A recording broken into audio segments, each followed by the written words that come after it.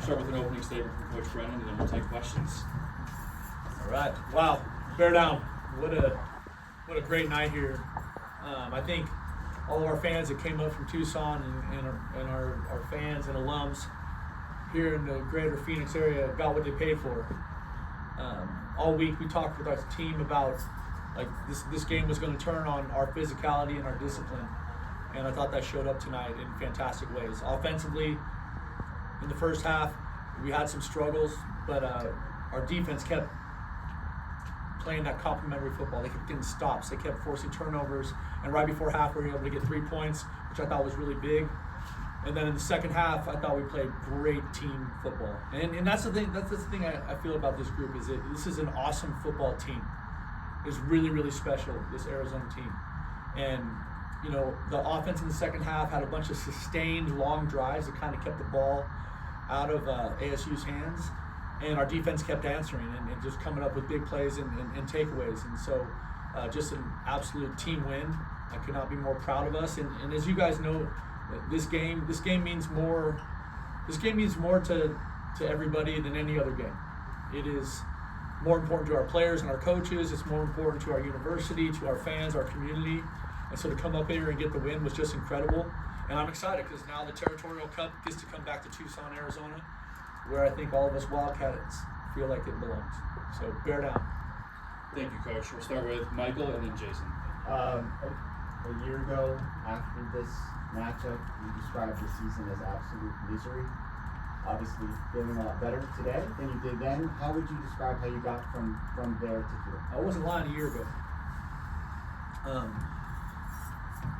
You know, I really think I'm fortunate to be surrounded by awesome people. I think it starts with like alignment with our administration, our president, our athletic director, all the people that are helping us build it. But just the coaches are fantastic. You know, Coach Gonzalez and Coach Daggy, along with the rest of the assistant coaches, put together good plans. Niver, you know, everyone's gonna be like all talking about our special teams because Michael missed kicks today, but like our special teams have been damn good all season, and I feel really good about that. And I believe in Michael. We'll get that worked out for our next one. But I think that when you have a great alignment from top to bottom and everybody is all in, moving the same direction, you can do incredible things. And I think that's what's happening for our program right now. Jason and then Brian. The narrative for times this season has been that the defense couldn't stop a running quarterback or struggled. What do you think now? That's what I was going to ask you. I'm really proud of those guys, you know, and I think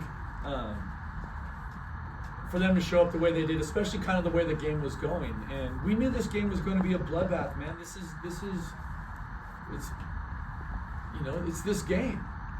It's Arizona ASU. It is always a super physical back and forth, and we just felt like we had to just keep playing and keep responding and keep answering the bell, and our players did that, and that's why I have so much love for this team because the way they continue to show up for each other, play in and play out, is really special.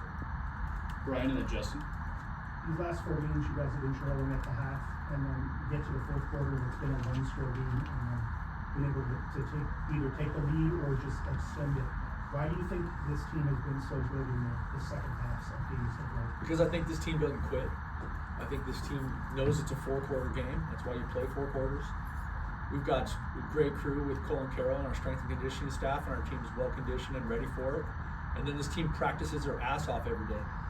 And that's something, you know, as we break down practice, that's a huge emphasis for us in practice is halftime in the fourth quarter. And so I think you see that show up, or you have seen it show up the last few weeks. Justin and then Chris. What did you think of Stooks' interception? What did you see there? And then collectively, what did you take away just from the 5 takeaways that you guys had going on?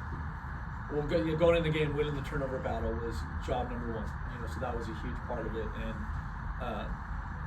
I think Traden Stooks is just such a special football player and such a special kid. You don't need to spend much time with him to get a feel for just how amazing of a young man he is. And to think about like his journey here at the U of A, walk on to scholarship, torn ACL last year, game 3 or 4, right? The road back, you know, early in the season he couldn't play much. Everyone's on my ass because they're like, how come Stooks isn't playing? I'm like, dude, he's coming back from an ACL, you know, like. But he just kept working and he's an incredible leader. And what I saw in that play was I saw him playing in the back door of a vertical off a heavy play action. He's exactly where he's supposed to be. And then as that ball got launched, I saw him climb up the back of that guy and play it off the top of his head. It's one of the best football plays I've ever seen. Chris and then our friend in the back. Kind of piggybacking off of that, Dalton Johnson also came up with an interception. Just the performance overall from the seniors and the veteran leaders, and how special it means for them to get a win here in their final regular season game.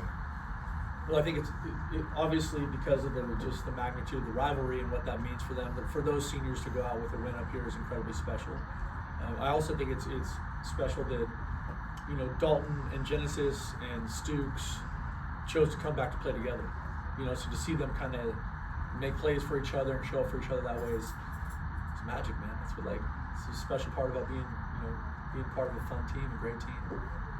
Coach Cody Cameron, Sports 60 AZ. Coach, before the game, over 100 prospects lined the field. Recruiting was flushed this game. When you talk about the magnitude of this game, about the impact on recruiting and watching in-state guys make so many plays in this football game. What type of impact on recruiting you do a game like this has? Well, I think for starters, I should say this, I got a lot of respect for Coach Dillingham and that staff. Those guys are good football coaches, and they've done a hell of a job up here. And I think for us, recruiting the state of Arizona is always going to be job number one.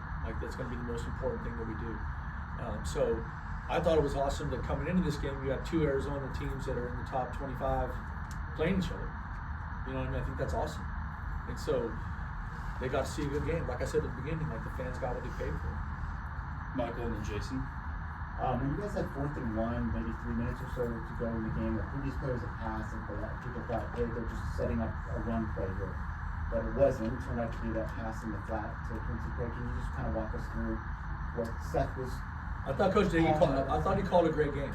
They're good on defense. They're really damn good on defense. And Coach Diggy called a great game. And trust me, I would like every play to score, and so would Coach Diggy. But football's not like that when you're playing against a good team in a rivalry game. It's going to go back and forth. You're going to trade punches. And I thought the way we finished that game, especially in that moment, was so huge. Our last 3 will be Jason, Jordan, and Justin.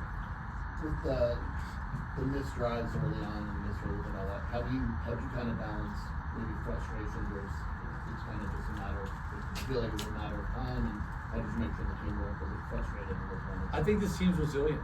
I think they believe in each other. You know what I mean? So if I did see any long faces, I was pretty aggressive calling it out on the sideline, because we said coming into this thing that it was going to be bloody and messy and nasty. That's what this game is. So we just had to stay in the fight, which in the first half our defense gave us a chance to, and then obviously in the second half I thought our offense responded in an incredible way. So that part of it, I think you're never out of any game unless you believe you are. Jordan and then Justin. Coach, what did Coach Tommy think of this game? I think Coach Tommy would have loved this game, especially the way we played defense. He pretended to care about all 3 phases, but he was really a defensive guy. He would have loved it, especially because the result ended up with the Wildcats on top. We'll finish up with Justin. So now that you guys are getting ready for bowl season, how do you just look at what's next for you guys over the next month? Well, it's funny because someone asked me that a little while ago. I think the coaches might need a little sleep. It's been this coaching staff is really special. Great people. They love their players. The players love them. Everyone is so committed and works so hard to get us to this point where we're sitting here 9-3. In one of the best conferences in the country. It's pretty special. And so this week we'll have a little bit of downtime. Hopefully we can heal up and get our bodies a little bit fresh and healthy. And then we'll find out where we're going pretty soon thereafter. But I couldn't be more proud of this team. I couldn't be more proud of the coaching staff or appreciative of them and the effort they put into helping us just build something that's really special. And I think we're just getting started. Thank you, everybody. Bear down, baby!